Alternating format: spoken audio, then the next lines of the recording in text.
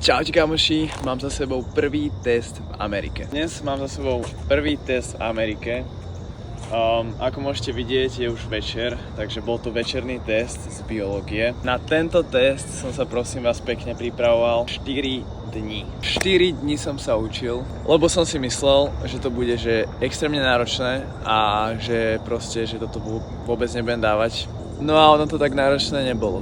Akože OK, reálne si myslím, že je dosť možné, že pán učiteľ nás chcel povzbudiť. Test bol konkrétne z predmetu Environmental Biology, čiže environmentálna biológia.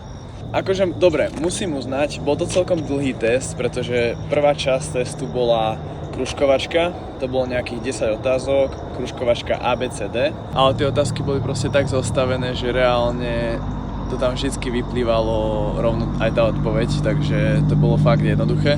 Druhé cvičenie bolo také praktické, tak to bolo také, že reálne som tam musel počítať na biológii. Keďže teraz máme také, že počítame akoby ľudskú stopu a ten faktor ľudský na znečistení ovzdušia a celkovo znečistení na Zemi, tak to bolo také celkom dobré cvičenie, že na jednu stranu nebolo to ani najjednoduchšie, ale nebolo to ani nič ťažké. A celkovo mi prišiel ten test taký viac praktický, že menej takého memorovania ako na strednej škole, napríklad na Slovensku. A za čo som rád, lebo keby sa mám učiť tie niektoré názvy ešte aj v angličtine, tak si myslím, že mám problém.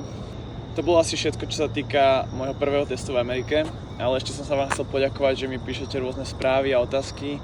Takže budem na ne odpovedať v nadchádzajúcich videách a som rád, že sa vám páčia moje videá v Amerike.